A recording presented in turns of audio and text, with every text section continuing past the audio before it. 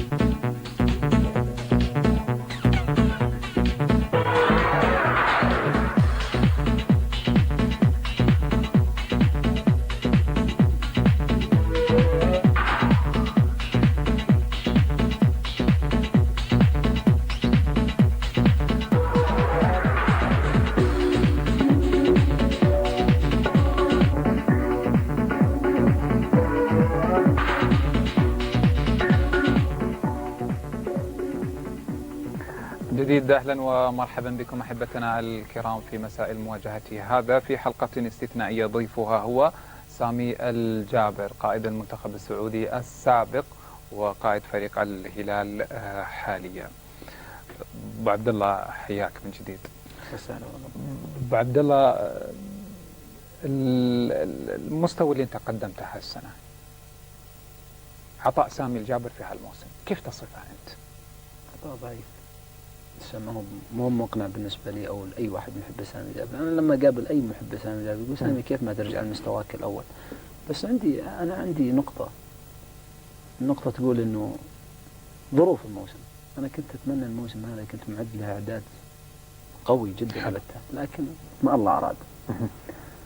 لكن إن شاء الله أن الله وفق إن شاء الله، وقدرت إني أواصل الموسم القادم، راح أعود له إن شاء الله عدد جيد. قدرت إنك تواصل؟ في شيء ممكن يعوق مواصلتك؟ ممكن، ما حد ضامن حياته أبدا. لا خلينا من الظروف الكونية، يعني نتكلم عن ما هو تحت إرادتك أنت. والله إذا الأمور غير الكونية ما أعتقد إنه في شيء يعني إني أواصل كتكون كآخر سنة لي، كآخر سنة ألعبها للهلال، لأنه أنا سبق وإني أعلنت السنة الجاية، سبق وإني أعلنت إنه موسم 2005 سيكون إنه آخر موسم، رغم إنه العقد إلى 2006. رغم إنه العقد إلى 2006 حتى إذا يسمحون لنا نادي الهلال يعني. ولا يمكن يقولون لنا مع السلامة. من شكراً، بدري ما قصرت. يمكن يقولون من بدري. طب ما في أي بالرأي. مشكلة، ممكن ترى هذه العقد لا يلزم طبعا. ترى في كرة القدم لو قالوا لك شكرا مع السلامة مو عيب ابدا، مو عيب، ولا في اي مجال. والله أنا أتقبلها بكل صدر. لكن انت شخصيا لكن دائما ما يقرر الإنسان لما يحس إنه ممكن.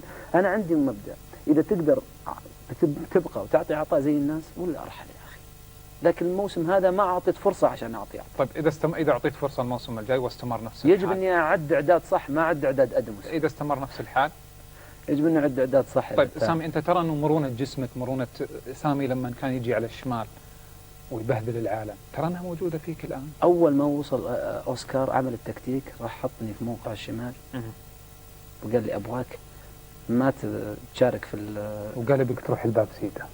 لا ما قال لي ابغاك تروح الباب سيدا. موقع الشمال موقع سامي اللي هو يعرفه. وقال أنا شاهدت المباريات، ما أبغاك ترهق نفسك كثير، تجري وراء المدافعين، تجري وراء. وطلب من بعض اللاعبين إنه لما تمسك الكرة حاول تسقطها في المكان هنا اللي يكون متواجد فيه سامي، بناء على معرفة سامي لأنه جاء أكثر من 3 مرات. طيب أنت لاعب يعني لك تجربة كبيرة وعايشت الكثير من المدربين ومتابع جيد، يعني حتى الكرة العالمية أعرف أنك متابع جيد وما تفوتك مباراة ريال مدريد في أي وقت. طبعا حتى هذه محضرها. سامي أنت يعني وأنت تملك هالخلفية، خير من يقيم الشيء اللي أمامه الإنسان نفسه، لأنه خير من يعرف. صحيح، كلام سليم. أنت تعرف نفسك كويس. كلام سليم. ترى أنك افتقدت الكثير من سامي السابق. طبعا هذا شيء طبيعي. وش اللي نقص شيء منك؟ طبيعي. خلني أعطيك في شيء على أساس دائما أنا أحب أجيب أمثلة على فكرة. في دائما إنسان كاتب رياضي معروف كويس، يمكن بعد دائما أقرأ في عيونك إني أسبقك.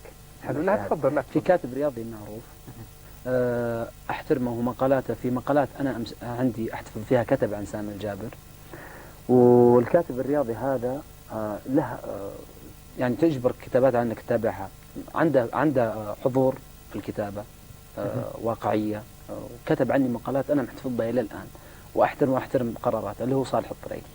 وفي برنامج طلع يتكلم عن سامي الجابر، عن أنه لما يكبر اللاعب نسبة الأكسجين والعضلة والمرونة. أنا أحترم كل وجهة نظره، وصالح من الناس اللي يعني علميا لما تجي كلامه علميا يوثق كلامه، موثوق علميا كلامه، لكن مع الأسف أنه لا ينطبق على سامي الجابر. ليه؟ لأن الكلام اللي هو قاعد يقوله عضلة ونسبة الأكسجين وخفت، وهذا أنه كأنه أنا أبو 38 39 سنة. هذا الشيء مو صحيح، ولا ينطبق في الموسم هذا أنه حصل، لأنه في الأشياء ممكن تكون السرعة خفت لأنه فترة التوقف في الإصابة كبيرة يا بتات. حلو. 3 شهور وبعدين أنت وصلت إلى سن 34 سنة. حلو. لكن أتكلم عن نسبة الأكسجين والكلام هذا علمي صحيح. حلو.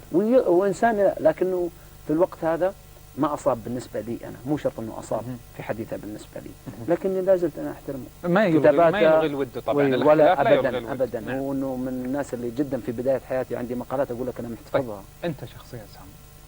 أنا شخصيا أحس أنه لا زال عندي عطاء.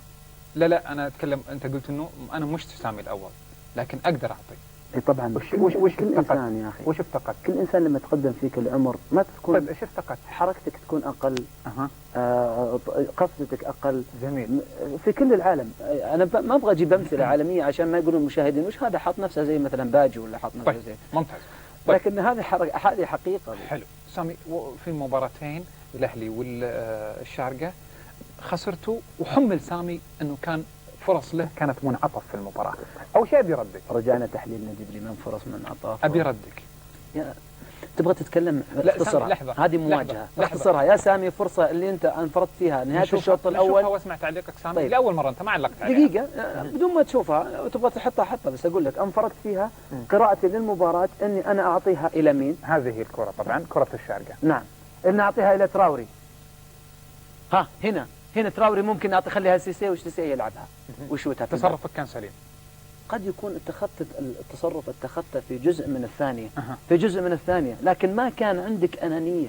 حلو. أنا ما تفكر فيها بمثل لكن لو جاء هدف قال لك والله سامي صراحة لعب على المضمون.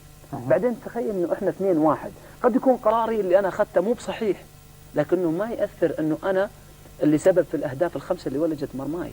حلو. ممتاز. ما كانت منعطف؟ الهدف خلنا نفرض ان احنا كانت 5 نتيجه 5-3. تفضل، هذا منعطف. لا فرق. كيف فرق يا ابدا؟ بالتالي الهلال ماخذ هدفين في 5 دقائق. حلو. سامي، الثاني والثالث في أنا 5 سألتك دقائق. يعني هالسؤال، فهو لابد